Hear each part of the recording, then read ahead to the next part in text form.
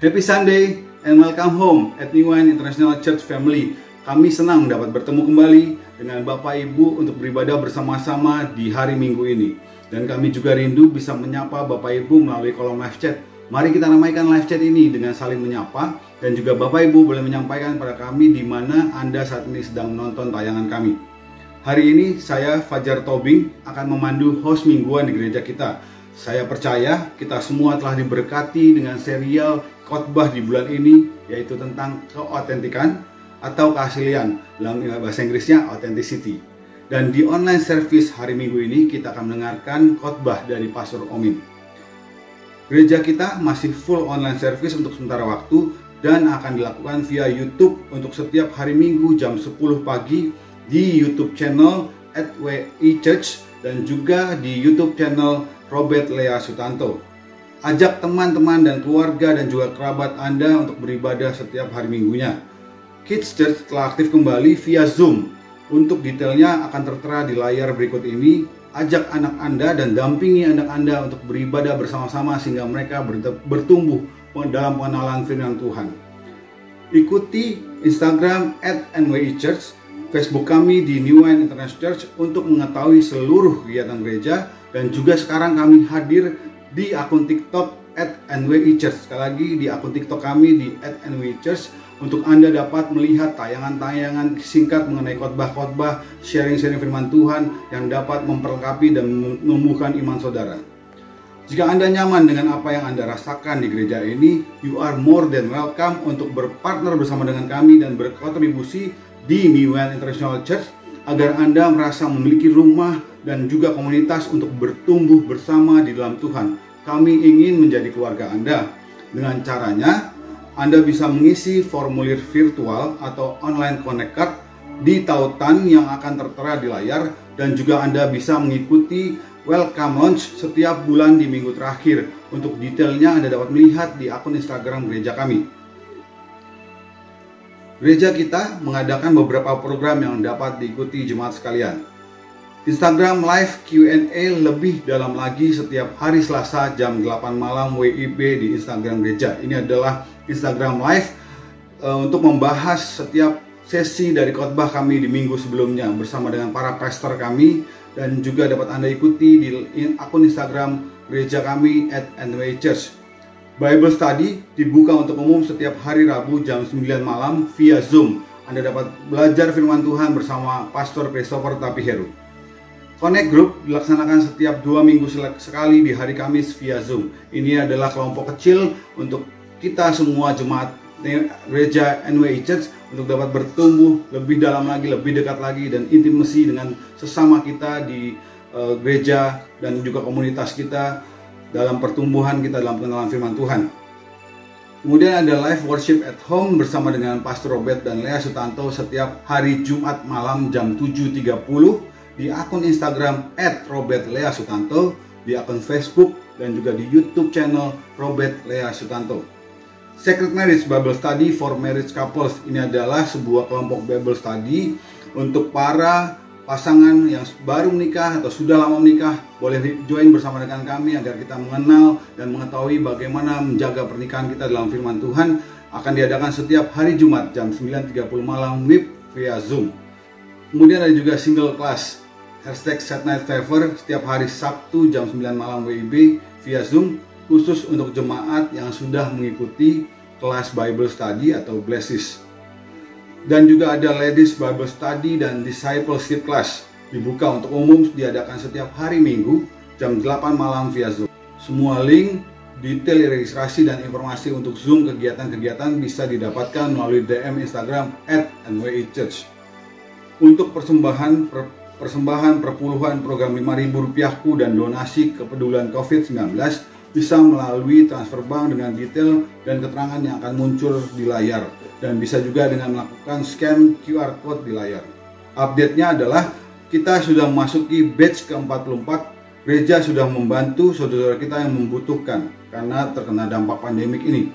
Masing-masing keluarga yang menerima bagian dalam bentuk sembako, vitamin, makanan, dan lain-lain.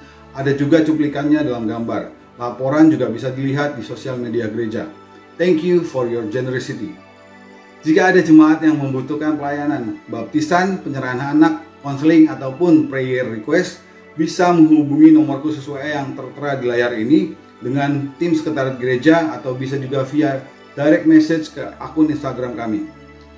Himbauan untuk tetap berjaga-jaga karena COVID sedang naik lagi. Mari lakukan vaksin dengan lengkap dan juga booster bagi yang sudah menerima sesuai dengan arahan dari pemerintah. Tetap menggunakan masker saat berpergian, selalu cuci tangan, dan jaga jarak dan juga jaga kebersihan kita. Sebentar lagi kita akan memulai ibadah kita. Mari kita persiapkan hati kita untuk menyembah dan memuji Tuhan. Mari kita juga siapkan catatan khotbah untuk Anda bisa menuliskan rema atau firman Tuhan yang Anda dapatkan dari khotbah minggu ini. Silakan bagikan tautan YouTube ini ke orang lain agar mereka bisa mengikuti ibadah kita juga. Dan jangan lupa juga untuk like dan subscribe channel ini agar Anda tidak ketinggalan video-video baru dari gereja kita. Izinkan saya membuka ibadah kita dengan doa. Mari kita bersatu dalam doa. Bapa, kami mengucap syukur untuk hari ini Tuhan. Inilah hari yang baru yang Tuhan berikan pada kami hari ini Tuhan. Dan kami bersyukur Kau berikan kami kesempatan untuk memuji Tuhan, menyembah Tuhan di ibadah hari Minggu ini. Dan juga Kau berikan kami ya Bapa kesempatan untuk mendengarkan khotbah. Dan sehingga kami dapat mendapatkan pengertian yang baru, mendapatkan pengajaran yang baru. Sehingga mata kami dibukakan dengan hal-hal yang baru yang Tuhan mau singkapkan pada kami pada hari ini ya Bapa. Berkati juga hamba-Mu yang akan melayani dengan firman Tuhan, Pastor Omin ya Bapa. Jamah bibir dan mulut hamba-Mu ini sehingga setiap firman Tuhan yang disampaikan itu adalah isi hati Tuhan. Terima kasih ya Bapa, kami siap untuk membuka ibadah kami dengan penuh ucapan syukur. Dalam nama Yesus kami berdoa. Amin.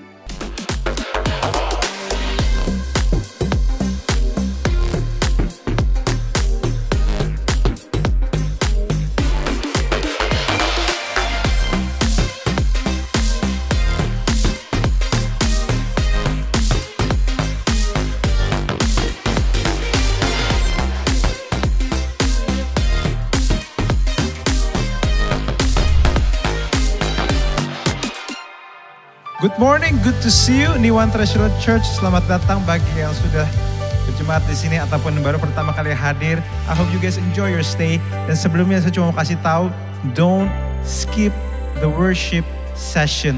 Kenapa? Karena momen penyembahan, momen di mana saudara mengangkat tanganmu bukanlah cuma sekedar momen yang harus saudara lewatin.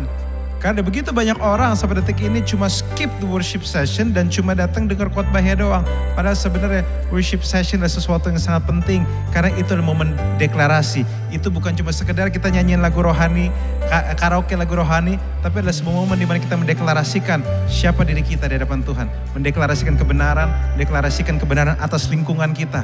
So ini bukan cuma sekedar momen yang saudara harus lewatin dan merasa gak penting. Tapi justru ada momen di mana saudara mengizinkan Tuhan membajak hati saudara. Dan biarlah pada waktu setelah saudara worship session ini, saudara siap untuk dengar firman Tuhan. Kenapa? Karena saudara sudah terlebih dahulu tenggelam di dalam kebenaran. Mari kita bawa ucapan syukur kita bawa teriakan kita yang terbaik bagi Tuhan. Dan biarkan dirimu mendeklarasikan kebenaran. Let's go.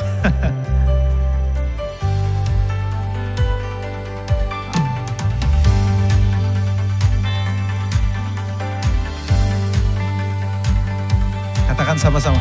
I know who I am. I know who I am. I know who I am.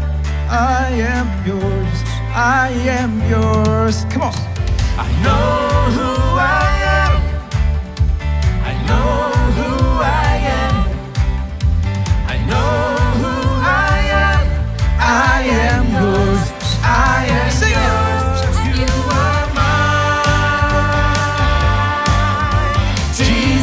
You are mine, you are mine. Jesus, you are mine. I was running and you found me. I was blinded and you gave me sight. You put a song of praise in me. Oh, I was broken and you healed me. I was dying and you gave me life. Lord, you are my identity. Sing it out. And I know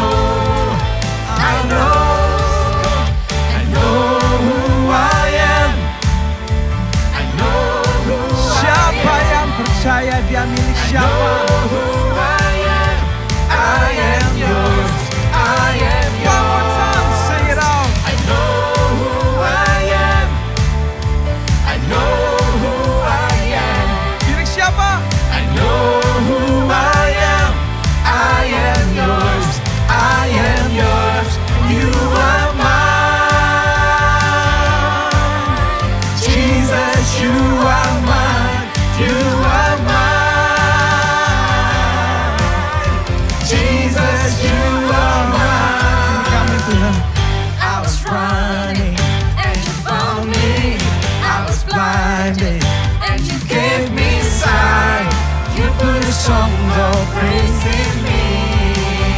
Kami tahu yang patah kau gak anggap remeh. I was broken and you healed me. I was dying and you gave me life. Lord, you are my identity. Identitas kami di dalam-Mu Tuhan. I know, I know, I know, I know, I know who I am. I know who I am. I know who I am. I am yours. I am yours. I know who I am. Oh, I know who I I am. know who I am. Thank you, Lord, for your I know goodness who to I me. am. I am yours. I am yours. You are mine. Jesus, you are mine. You are mine. Jesus, you are mine. Saudara tahu nggak bahwa seringkali cara pandang kita terhadap diri kita sendiri dan cara pandang Tuhan terhadap diri kita sendiri itu sangat berbeda. Ya kita dikatakan Gideon bukanlah orang yang pede, Gideon orang gak punya confidence, dia adalah seorang pecundang. Tapi Tuhan mengatakan, kamu pahlawan yang gagah berani. Saudara bisa bayangkan betapa berbedanya hal itu. Terus suara siapa yang kita percaya? Maka ini momennya, kita harus percaya suara Tuhan. I am forgiven. I am your friend. I am accepted. I know who I am. I am secure and confident that I am loved. I know who I am. I am alive. I've been set free. Sing it out. I belong to you. You belong to me. 1, 2, 3. I know who I am. I know who I am. I know who I am. I am yours. I am yours. Thank you, Lord. I know who I am. Kami milik-Mu. I know who I am. Selamanya akan I know who I am. I am yours. I am yours. Sing it out. I know who I am. I know who I am. Selamanya. I know who I am. I am yours. I am yours. I know who I am. Selamanya. I know who I am. Kami diterima. I know who I am. I am yours. I am yours. You are mine. Jesus, you are mine. You are mine. Jesus, you are mine. You are mine. Jesus, you are mine. Sekali You lagi. are mine. Jesus, you are mine.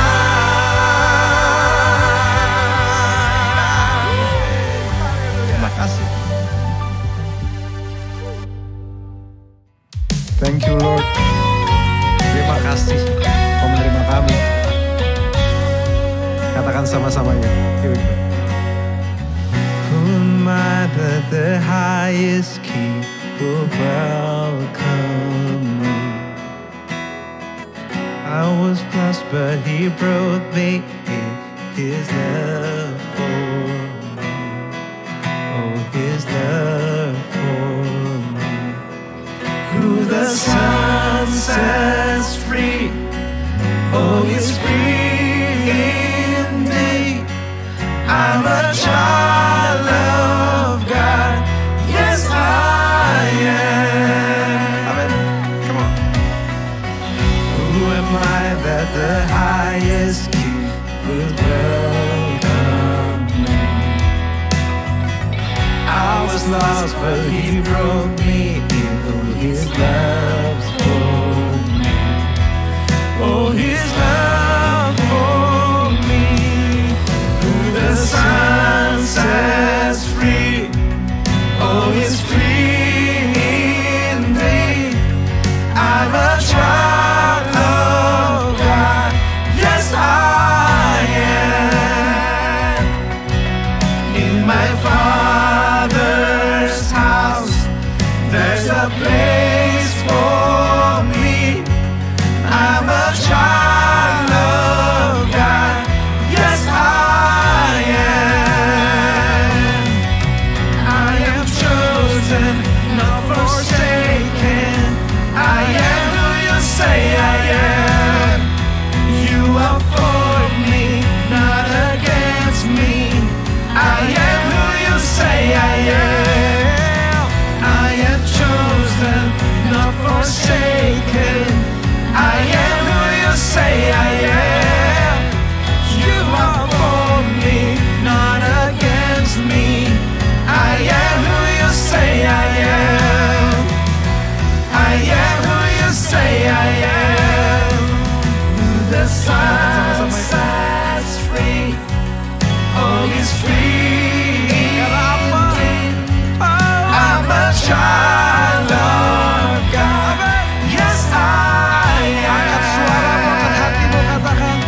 In my Father's house, there's a place for me. I'm a child of God. Yes, I am. In my Father's house, there's a place for me. I'm a child of God. Yes, I am. Kami terima kebenaran ini Tuhan, bahwa kami dikasihi, kami anak-Mu, kami angkat suara kami angkat hati kami. And we declare bahwa inilah kebenaran dan realita yang kami percaya. Amin. Terima kasih. Oh, thank you Lord. Ucapkan syukur-Mu, ucapkan terima kasih-Mu. Oh, I am chosen, not forsaken. I am who you say I am. You are for me, not against me. I am who you say I am. I am chosen, not forsaken. I am who you say I am. You are for me, not against me. I am who you say I am. I am chosen, not forsaken. I am who you say I am. You are for me, not against me. I am who you say I am. I am who you say I am. I am who you say I am. Who the Son sets free, oh, is free indeed. I'm a child of God. Yes, I am. In my Father's house, there's a place for me. I'm a child of God. Yes, I am.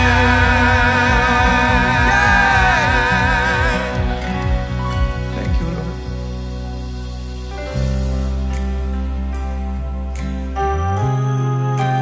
Terima kasih Kau menerima kami Tuhan. Thank you.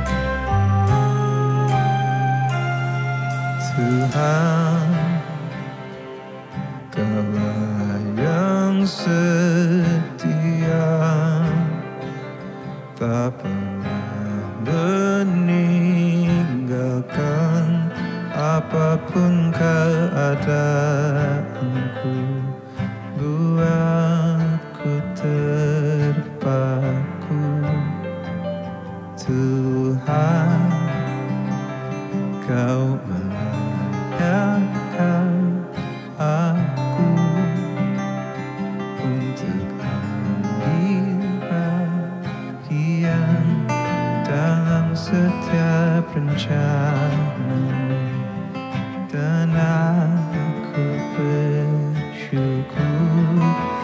Dan ku tahu ku tak pernah sendiri.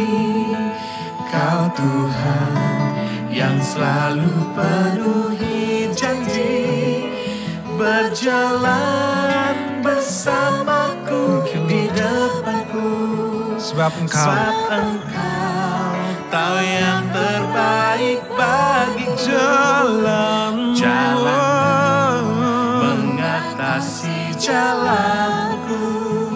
Ku perlu Kau tuntun setiap langkahku. sebab rancanganmu lebihi rancanganku. ini janji kami. Ambillah semua seluruh hidupku. Kau yang melayakan kami. Thank you Lord. Tuhan, Kau melayakan aku untuk ambil bagian dalam setiap rencanamu, dan aku bersyukur dan ku tahu tak pernah sendiri. Kau Tuhan yang selalu penuhi janji. Terima kasih berjalan bersamaku di depanku. Sebab Engkau tahu yang terbaik bagiku. Jalanmu mengatasi Terima kasih Tuhan. Ku perlu Kau tuntun Ini yang kami setiap percaya, Tuhan. langkahku. Rancanganmu lebihi rancanganku. Ambillah semua seluruh hidupku. Amin. Sekalipun ku berjalan dalam lembah kekelaman, tak akan gentar ku melangkah, sebab Engkau besertaku. Come on, katakan sama-sama.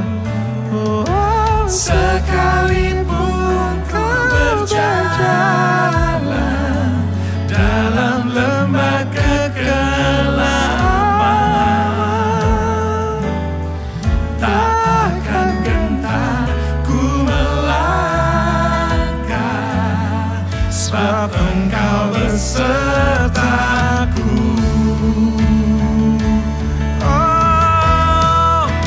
Dan ku tahu ku tak pernah sendiri. Kau Tuhan yang selalu penuhi janji, berjalan bersamaku di depanku. Sebab Engkau tahu yang terbaik bagiku. Jalanmu mengatasi jalanku.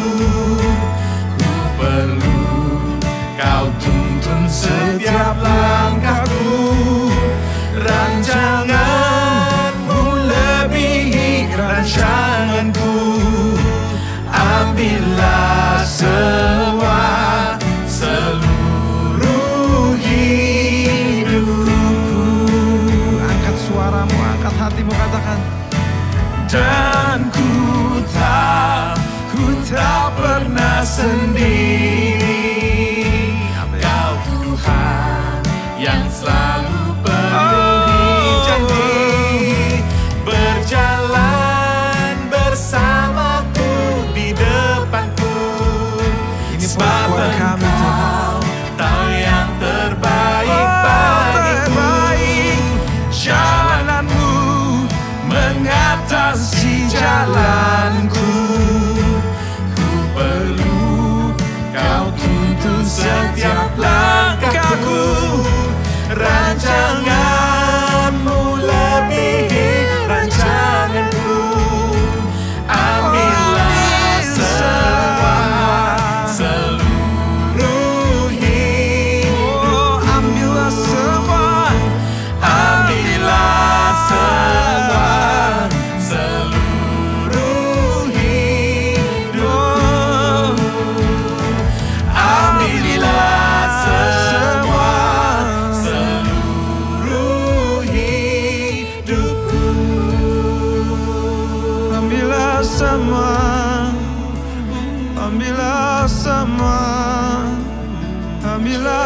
bersama seluruh hidupku, seluruh hidupku. Kami ini milik-Mu, identitas kami di dalam-Mu. It's not about what we can, but who creates us. Ambillah semua seluruh hidupku.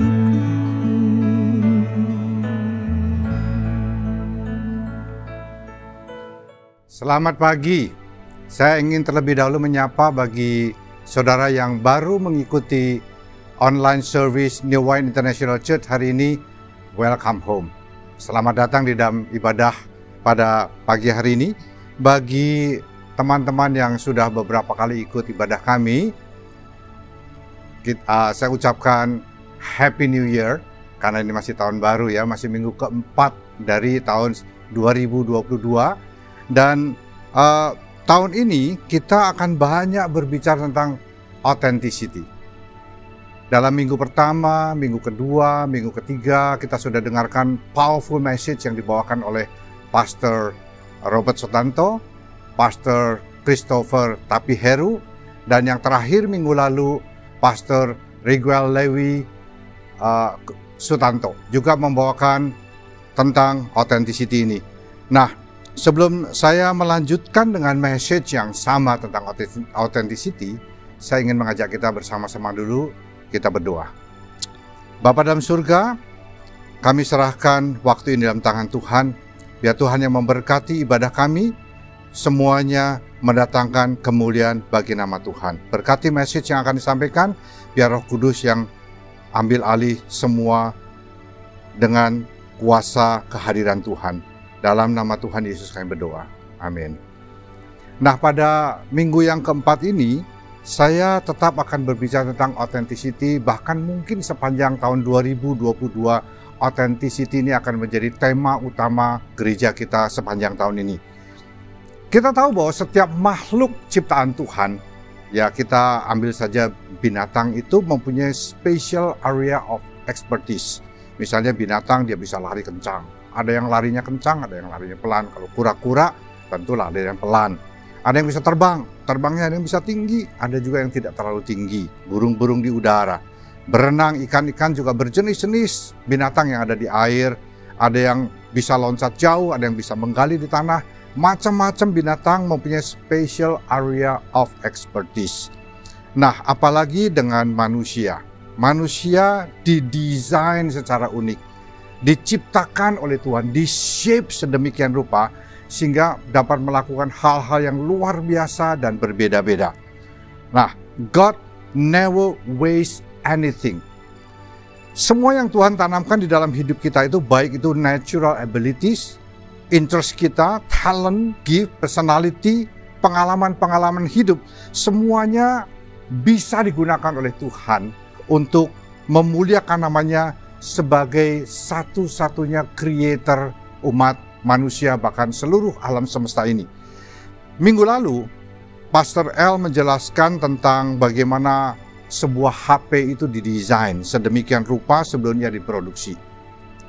Sesuai dengan fungsinya, kemampuannya, kecanggihan tertentu, dan kemudian kalau launching daripada HP itu berhasil, akan memuliakan, akan memberikan kemuliaan pada desainernya yang mendesain, yang memproduksi.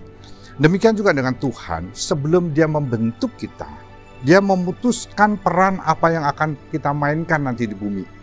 Direncanakan dan dibentuk sesuai dengan peran-peran tersebut. You are the way you are because you were made for specific ministry. Nah, saya akan ajak kita kembali untuk melihat di dalam Kejadian pasal yang pertama, ayat yang ke-26, 27, dan 28. Saya akan bacakan Kejadian pasal yang pertama mulai ayat 26. Berfirmanlah Allah, baiklah kita menjadikan manusia menurut gambar dan rupa kita, supaya mereka berkuasa atas ikan-ikan di laut, dan burung-burung di udara, dan atas ternak, dan atas seluruh bumi, dan atas segala binatang melata yang merayap di bumi. Maka Allah menciptakan manusia itu menurut gambarnya. Menurut gambar Allah diciptakannya dia, laki-laki dan perempuan diciptakannya mereka. Allah memberkati mereka, lalu Allah berfirman pada mereka, beranak cuculah dan bertambah banyak, penuhilah bumi dan taklukkanlah itu, berkuasalah atas ikan-ikan di laut dan burung-burung di udara dan atas segala binatang yang merayap di bumi. Nah, diciptakan menurut gambar dan rupa Allah. Mari kita ciptakan. Berarti ada satu planning, ada satu desain. Allah mendesain, Allah memplanning bahwa manusia itu akan diciptakan menurut gambar dan rupa Allah, supaya ada sesuatu, saudara. Ada qualities yang ditanamkan untuk tugas-tugas tertentu yang akan diberikan kepada manusia. Pertama kali didesain sedemikian rupa, ya, di dalam rencana penciptaan manusia. Lalu kemudian dikatakan, maka Allah menciptakan manusia itu menurut gambarnya. Maka ada eksekusinya, saudara. Ada planning, ada desain, kemudian ada eksekusinya. Maka Allah menciptakan manusia itu menurut gambarnya. Menurut gambar Allah diciptakannya dia laki-laki dan perempuan, diciptakannya mereka. Lalu Allah memberkati dan berfirman. Diberkati dan diberikan assignment.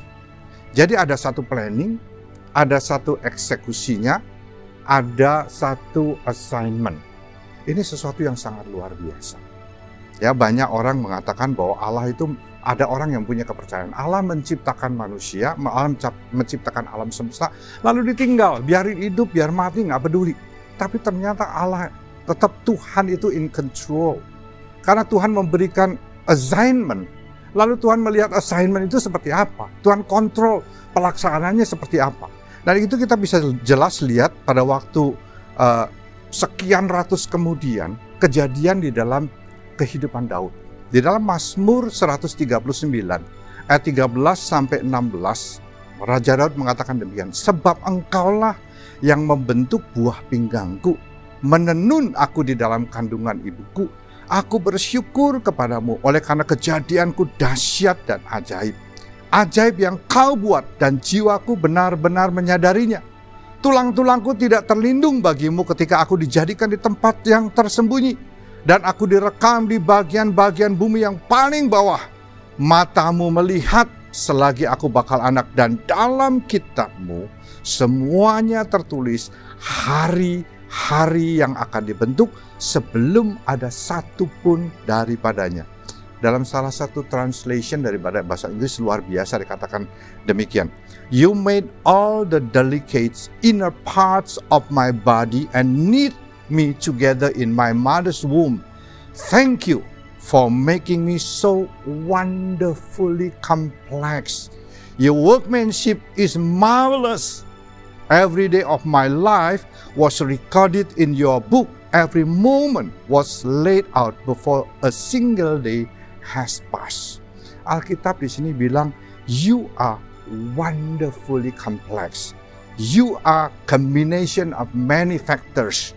Nah, saudaraku, kita akan pelajari kompleksnya seperti apa, factors yang Tuhan tanamkan di dalam kehidupan kita, yang Tuhan planningkan dan eksekusi dengan sempurna di dalam hidup kita itu seperti apa. Karena setelah Tuhan selesai dengan semuanya, Tuhan mengatakan bahwa semua yang dilakukan oleh Tuhan itu sangat baik. Nah, saudaraku, di dalam sebuah istilah atau satu istilah yang diciptakan oleh Pastor Rick Warren, yaitu SHAPE, S-H-A-P-E. Itu berbicara tentang spiritual gift untuk S-nya, H-nya berbicara tentang heart, yang A-nya berbicara tentang ability, P-nya berbicara tentang personalities, dan E-nya experience. Kita akan belajar ya faktor-faktor apa saja yang sudah Allah tanamkan di dalam diri kita yang unik, sehingga kita dapat melayani dengan sukacita, memaksimalkan potensi, dan berbuah lebat di dalam kehidupan kita. S, saudaraku, SHAPE. S ini hanya ada kalau seseorang sudah berjumpa pribadi dengan Tuhan Yesus.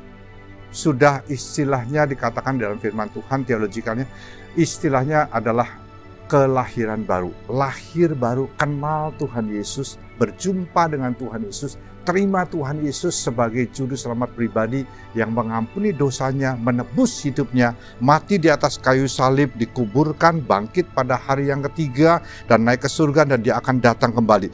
Nah, saudaraku, saya ingin berbicara pada hari ini tentang authenticity, tapi authenticity yang satu paket, saudara. Ya, satu paket authenticity.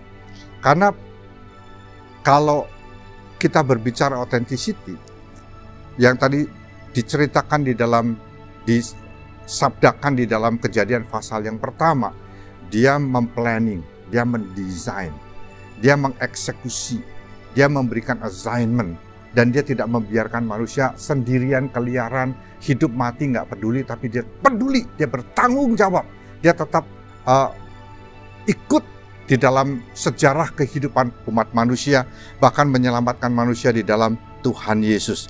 Nah, saudaraku, di dalam Tuhan Yesus kita mendapatkan S itu, spiritual gift, pada waktu kita terima dia sebagai Tuhan dan Juru Selamat yang pribadi. Masa lalu kita diampuni, masa kini mempunyai arti, masa depan terjamin. Ini luar biasa sekali. Oleh sebab itu, saudaraku, untuk bisa Rasul Paulus mengatakan bahwa persembahkan hidupmu sebagai satu persembahan yang hidup, tubuhmu sebagai satu persembahan yang hidup, yang kudus, yang berkenan kepada Tuhan, itu adalah ibadahmu yang sejati, di dalam Roma 12 ayat pertama. Nah, saudaraku, orang sering kali bertanya begini, loh, pelayanan, saya kan bukan pendeta, saya bukan pastor, saya bukan imam, saya bukan full timer. Oh, saudaraku, sesungguh semua orang yang telah dipanggil masuk di dalam kerajaan Allah, semua anggota kerajaan Allah itu melayani. Melayaninya berbeda-beda, panggilannya berbeda-beda, penempatannya berbeda-beda. Tapi Tuhan semuanya memanggil kita untuk melayani. Kita diselamatkan, saudaraku, bukan cuma duduk-duduk santai, tunggu nanti masuk surga. Ya, bukan seperti itu. Dan saudara perlu tahu bahwa kita ini diciptakan bukan produk asal-asalan, produk massal, barang kodian.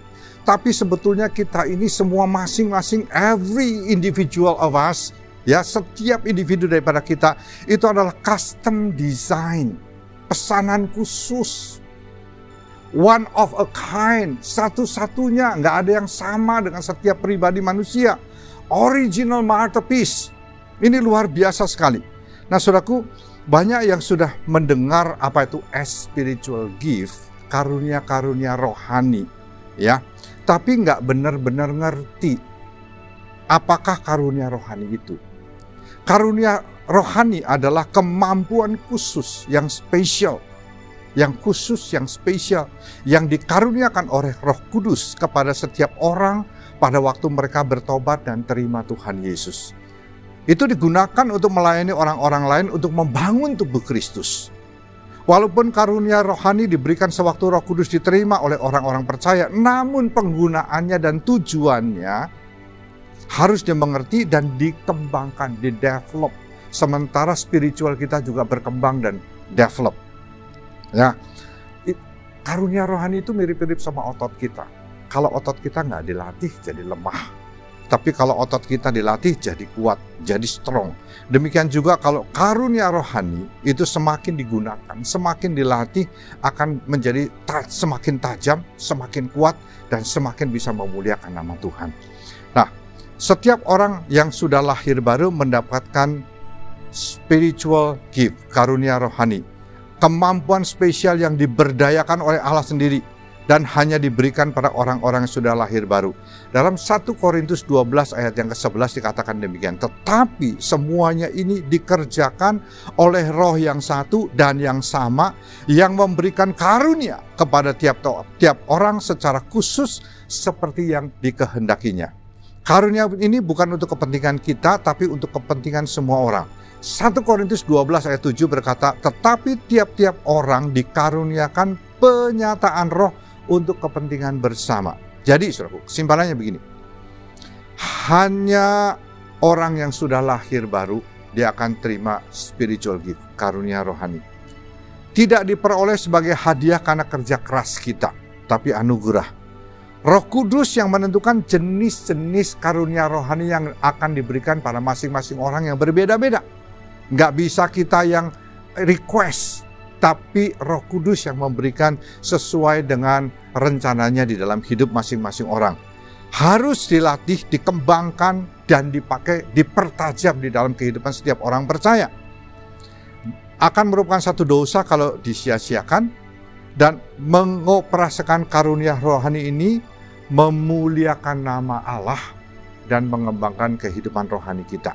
Ya, kita bisa menemukan ayat-ayatnya misalnya di dalam Roma 12 ayat 3 sampai 8, 1 Korintus 12 ayat 1 sampai dengan 11, 1 Korintus 12 ayat 27 sampai 31, Efesus 4 ayat 11 sampai 12, 1 Petrus 4 ayat 9 sampai 11. Tapi in short, saudaraku, karunia-karunia rohani itu misalnya karunia kerasulan, ya, membedakan roh, menasehati, memimpin, menunjukkan kemurahan, karunia membuat mujizat, menggembalakan, berdoa di dalam roh, berkhotbah, melayani, mengajar, karunia hikmat, ya, karunia bernubuat, karunia menginjili, karunia iman, karunia memberi, karunia kesembuhan, dan yang lain-lain. Itu karunia-karunia rohani yang Tuhan berikan kepada orang-orang yang telah kenal terima Tuhan Yesus di dalam kehidupannya. S.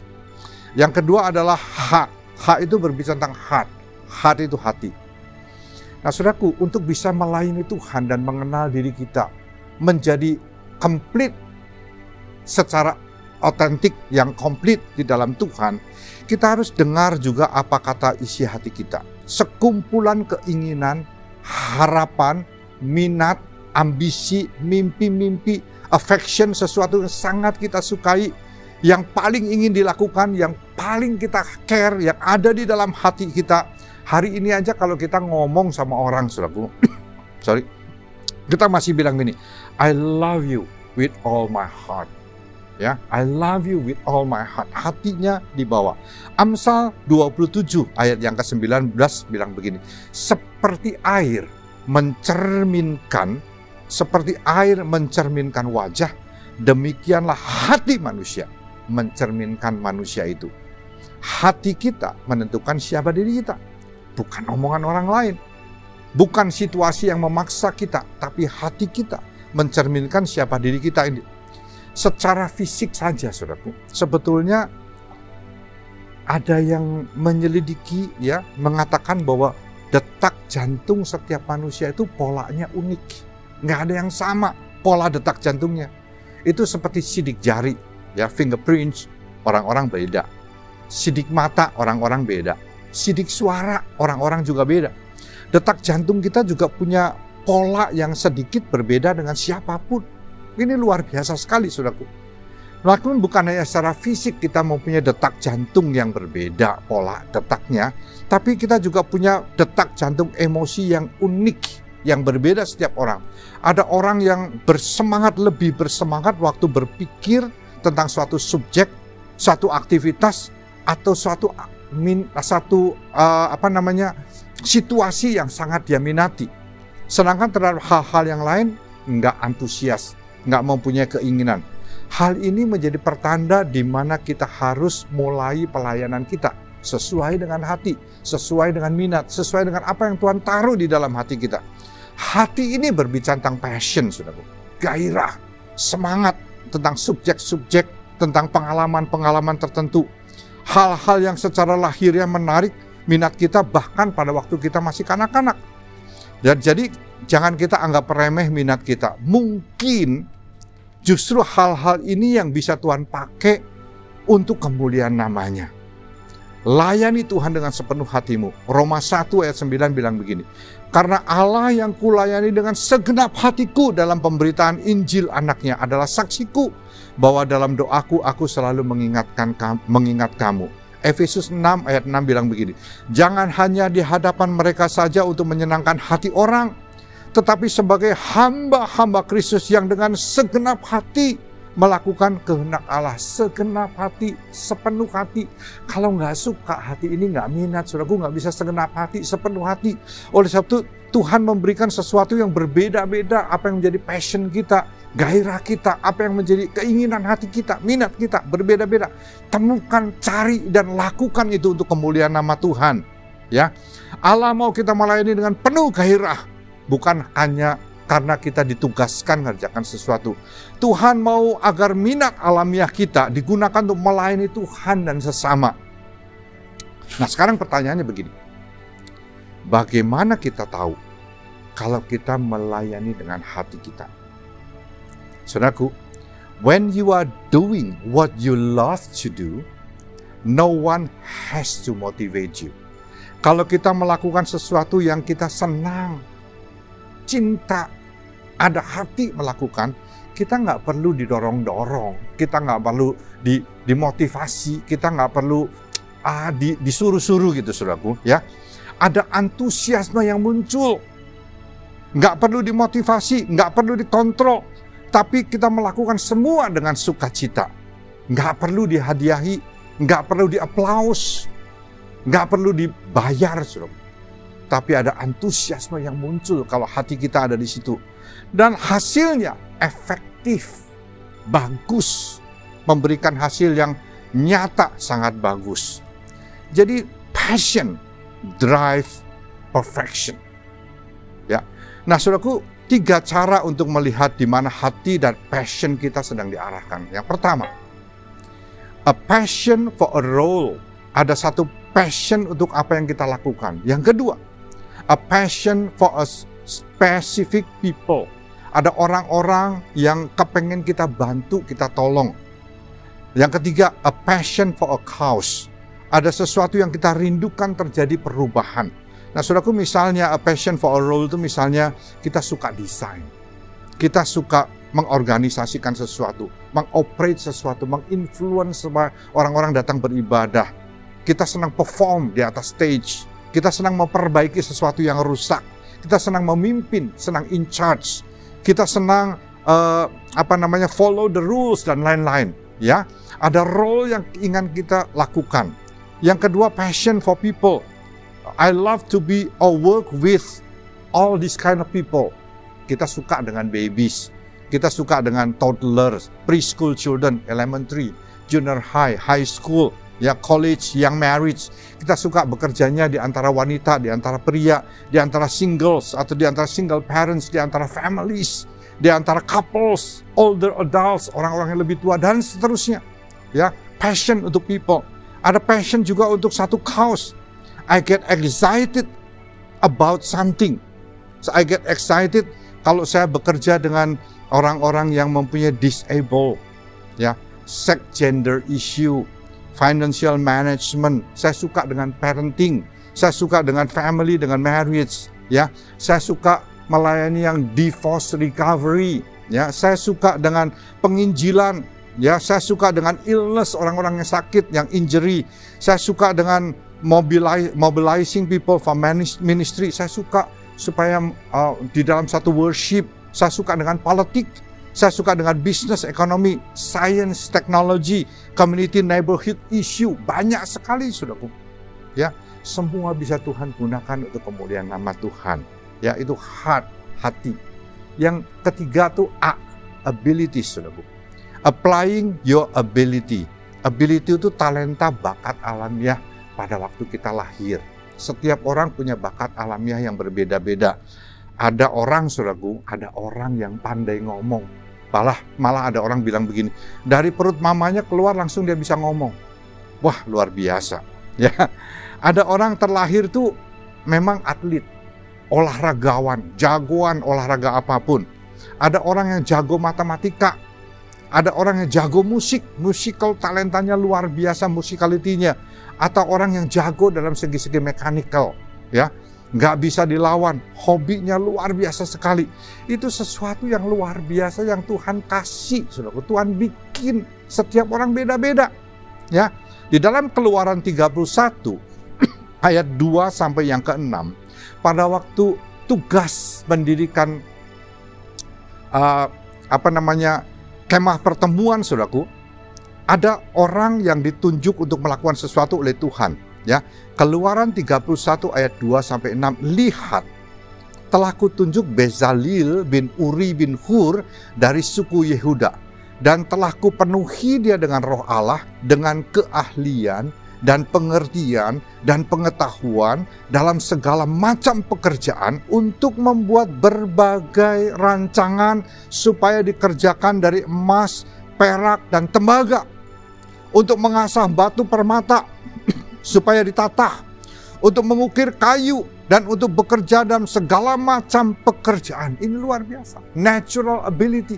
Sesuatu yang tidak dimiliki oleh orang-orang lain, tapi dimiliki oleh Bezalel bin Uri bin Hur dari suku Yehuda. Nah, saudaraku, kita perlu tahu, semua natural ability, kemampuan alamiah ini kita datangnya dari Tuhan. Bahkan kadang-kadang, saudaraku, ya, orang yang belum kenal Tuhan, atau orang yang belum sungguh-sungguh di dalam Tuhan, natural ability, kemampuan alamiah ini dipakai untuk berbuat dosa. Ada orang yang jago bongkar-bongkar kunci, saudaraku, curi mobil, bongkar rumah, bikin virus komputer, ya. Bahkan sekarang ini game online, saudaraku, hati-hati sekali. Karena saya baru membaca ada psikolog di Jakarta, mereka cukup terkejut pada waktu ada anak umur 5 tahun, saudaraku, ya, main game di online itu, kemudian sampai ada satu relationship, sampai kemudian ada terjadi sexual abuse, terjadi tindakan melakukan seksual dengan pengasuhnya.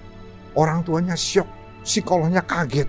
Tapi itu terjadi di dalam game online yang kalau tidak diawasi orang tua bisa disalahgunakan. Tapi bukan kemampuannya itu jahat, tapi motif menggunakannya itu yang tidak baik. Nah, natural ability ini datangnya bukan dari diri kita, tapi dari Tuhan. Pada waktu lahir Tuhan kasih dalam hidup kita. Makanya sama pentingnya dengan spiritual gift. Sama rohaninya dengan spiritual gift. Kalau digunakan untuk kemuliaan nama Tuhan. Bedanya, satu datang pada waktu kita lahir secara natural. Satu datang pada waktu lahir baru, terima Tuhan Yesus di dalam kehidupan kita. Tapi dua-duanya di dalam tangan Tuhan will be very powerful untuk bisa melayani dan memuliakan nama Tuhan. Nah, saudaraku, di dalam Alkitab ada beberapa natural ability yang dicatat. Misalnya dalam bidang artistik, dalam bidang arsitektur, dalam bidang administrasi, bikin roti, saudaraku, bikin perahu, jago debat, jago desain, jago pahat, jago pertanian, fishing, gardening, leading, memimpin, managing, bikin musik, bikin senjata, menjahit, perkayuan, painting, jago filsafat, tukang jahit, berlayar, mengajar, menulis, dan lain-lain. Banyak sekali dalam Alkitab berbicara tentang natural ability. Nah, saudaraku, ada bahkan yang dimampukan sama Tuhan untuk jadi orang kaya. Saudara mungkin belum tahu ayatnya, saya ajak saudara baca Ulangan 8 ayat 18. Ulangan 8 ayat 18 dikatakan demikian, tetapi haruslah engkau ingat kepada Tuhan Allahmu, sebab dialah yang memberikan kepadamu kekuatan untuk memperoleh kekayaan, dengan maksud meneguhkan perjanjian yang diikrarkannya dengan sumpah kepada nenek moyangmu seperti sekarang ini. Jadi ada orang yang dimampukan jadi kaya sama Tuhan. Orang-orang seperti ini, saudaraku, ya, pandai bikin usaha yang profitable, yang menguntungkan, pandai bikin build bisnis yang bisa menjadi berkembang dan menguntungkan, bisa bikin deal bisnis, jago berjualan dan sebagainya. Nah, tapi kita harus ingat bahwa semua kemampuan itu diberikan oleh Tuhan. Bantu orang yang kekurangan. Bisa kita bersaksi tentang pertolongan Tuhan pada orang-orang yang non-Kristen, dan jangan lupa bayar perpuluhan. Ya, saudaraku. Jadi, be a kingdom builder, not a wealth builder. Be a kingdom builder, not a wealth builder. Nah, saudaraku, itu adalah tentang natural ability. Ya, Kita kalau mau tambahkan masih banyak lagi ya. Kita bisa tambahkan entertaining, recruiting, interview, research, graphic, planning, evaluating, counseling, linguistik, jago macam-macam bahasa, editing, promotion, repairing, feeding the needy, ya. Recall, ada orang-orang yang punya photographic memory. Ingat nama orang, ingat nama nomor-nomor, ingat peristiwa-peristiwa, ingat orang ulang tahun, ingat macam-macam. Ya, otaknya tuh sekali masuk nggak bisa lupa. Ada yang jago public relation, landscaping, decorating. Ya, ada yang jago jadi usher welcoming, video recording, IT, PowerPoint, lighting, dan lain-lain. Banyak sekali natural ability yang bisa kita persembahkan untuk kemuliaan nama Tuhan. Karena kita dapat dari Dia dan kita berikan untuk Dia. Nah, saudaraku, ke SHA. P sekarang. P itu berbicara tentang personality, memakai kepribadian kita. Saudaraku, ada sesuatu yang unik. Nggak ada orang yang punya kepribadian yang sama. Orang kembar aja kepribadiannya nggak sama. Ya, saudaraku, pasti ada perbedaannya. Setiap orang punya ciri-ciri kepribadian yang berbeda. Yang besar-besar aja, saudaraku, ada yang introvert, ada yang ekstrovert. Ya, introvert itu tuh maunya bergaul sama orang-orang tertentu, senangnya menyendiri, senang ketenangan. Kalau ekstrovert tuh senangnya rame-rame, banyak dengan banyak orang, bergaul dengan banyak orang dalam satu tim. Ada yang suka kerjaannya tuh rutin saja, administrasi, ya. Ada yang suka macam-macam pekerjaan yang berbeda, yang outdoor, yang dinamis. Ada yang tukang pemikir, thinker. Ada juga yang tukang merasa aja, feelingnya yang lebih tajam. Ya, ada orang yang hebat kerjanya sendiri, ada orang yang akan sangat efektif kalau dia bekerja bersama-sama dengan tim. Ya, Alkitab juga bercerita tentang beberapa pribadi yang berbeda. Misalnya Rasul Petrus, dia adalah seorang sanguinis. Rasul Paulus, dia seorang kolerik. Nabi Yeremia, melankolik, saudaraku. 12 murid Tuhan aja, kepribadiannya, personalitinya beda-beda. Makanya banyak interpersonal konflik di antara mereka. Konflik, beda pendapat, ya, beda tujuan dan sebagainya di antara 12 murid. Tapi itu Tuhan ambil, Tuhan pakai menjadi satu keseimbangan yang luar biasa. Tidak ada temperamen yang salah, tidak ada temperamen yang benar dalam ministry. Semua dibutuhkan untuk balance, untuk keseimbangan. Cara kita menggunakan karunia rohani dan kemampuan alamiah itu akan sangat dipengaruhi oleh kepribadian kita. Kita dapat pada waktu kita lahir, kita dapat kemampuan alamiah. Nah, natural abilities. Pada waktu kita terima Tuhan Yesus, kita dikanugerahkan oleh Roh Kudus spiritual gift. Tapi operasinya, saudaraku, tergantung dari masing-masing personality. Berbeda. Dua orang yang punya karunia yang sama pada waktu melakukan pelayanan yang sama, pelayanan yang sama dengan kepribadian yang berbeda, hasilnya akan tidak sama, saudaraku. Akan memberikan warna yang berbeda. Ya, jadi it feel good to do what God made you to do. Indah rasanya kalau kita mengerjakan sesuai dengan panggilan, sesuai dengan apa yang Tuhan bentuk di dalam diri kita untuk dikerjakan. Nah, saya akan datang pada satu hal yang sangat penting, yang terakhir, last but not least. Yang terakhir tentang experience, employing your experience. Saudara, masing-masing kita, semua kita, dari kecil sampai besar, kita tuh dibentuk oleh pengalaman hidup. Every stage of our life, dari kecil, dari bayi, dari anak-anak, dari anak remaja, pemuda, sampai dewasa, married, punya anak, kakek-kakek, dan sebagainya, itu punya pengalaman hidup banyak sekali. Setiap diri kita dibentuk di dalam pengalaman hidup. Dan sebagian besar dari pengalaman hidup itu di luar kontrol kita, saudara. Terjadi bukan sesuai dengan apa yang kita mau. Kita maunya menjadi seorang dokter, jatuhnya jadi tukang ojek. Kita maunya jadi seorang insinyur, malah jadi seorang ekonom. Kita maunya menjadi seorang graphic designer, malah menjadi politikus. Ya, banyak hal-hal yang di luar kontrol kita. Namun Allah mengizinkan ini semua dengan tujuan untuk membentuk kita bagi kemuliaan nama Tuhan. Roma 8 ayat 28. Kita tahu sekarang bahwa Allah turut bekerja dalam segala sesuatu untuk mendatangkan kebaikan bagi mereka yang mengasihi Dia, yaitu bagi mereka yang terpanggil sesuai dengan rencana Allah. Semuanya mendatangkan kebaikan, saudaraku. Kalau saudara mau mengerti tentang the complete authenticity di dalam Tuhan yang lengkap, ya saudaraku, yang sesuatu yang luar biasa sesuai dengan apa yang Tuhan inginkan, ada 6 jenis pengalaman yang perlu dimengerti dalam pembentukan Allah melalui pengalaman hidup kita. 1. Pengalaman family experience, di dalam pengalaman kita di dalam keluarga kita sejak kecil. Family upbringing itu membawa satu hal yang sangat luar biasa dalam pengalaman hidup kita. Education experience, pengalaman di dalam pendidikan, ya. Vocational experience, dalam pekerjaan, saudaraku. Spiritual experience, kita pengalaman rohani kita, ya. Ministry experience, pengalaman di dalam pelayanan kita. Dan yang terakhir, painful experience. Dan saya akan berbicara tentang masalah painful experience ini. Karena saudaraku, painful experience ini paling banyak dipakai Allah untuk mempersiapkan pelayanan kita. Kalau saya membaca saudaraku kisah-kisah orang besar di dalam dunia ini, kisah-kisah orang yang mempunyai achievement yang sangat luar biasa, itu mereka mempunyai sedikit banyak mempunyai painful experience, punya pengalaman-pengalaman yang menyakitkan di dalam hidup mereka.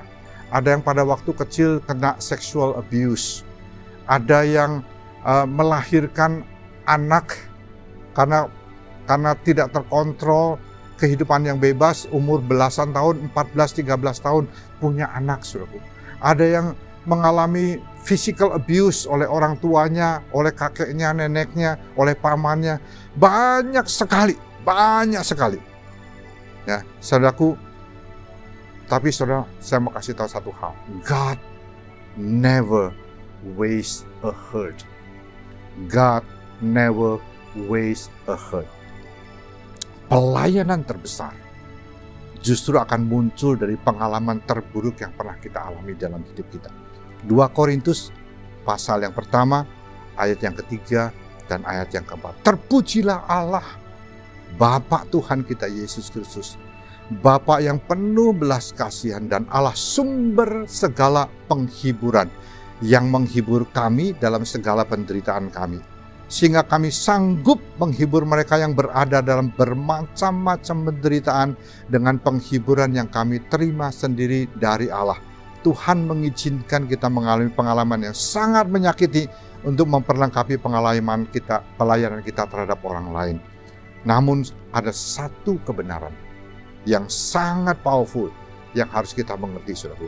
Pengalaman yang paling memalukan, paling menyakitkan, paling mau kita sembunyikan, paling mau kita tutupi, yang paling gelap, yang paling kita benci, gak mau ingat-ingat, justru itu yang akan Tuhan gunakan untuk menolong orang-orang lain di dalam pelayanan kita.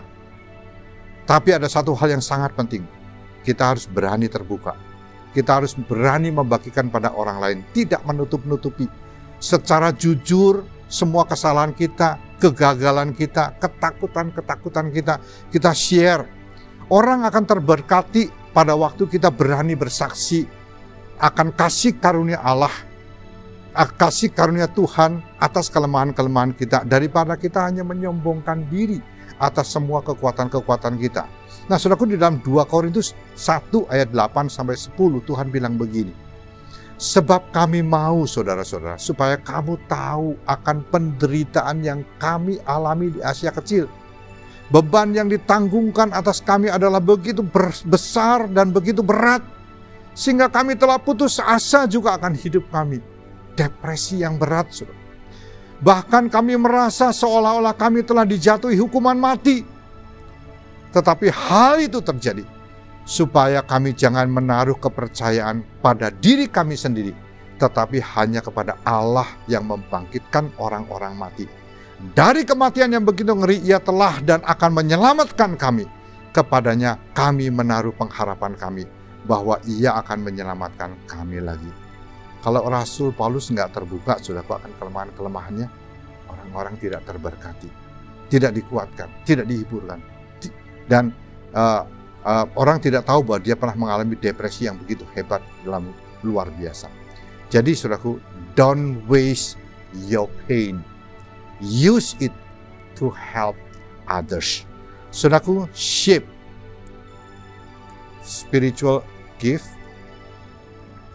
your heart, ability, personality, dan experience itu akan membawa sesuatu yang sangat luar biasa.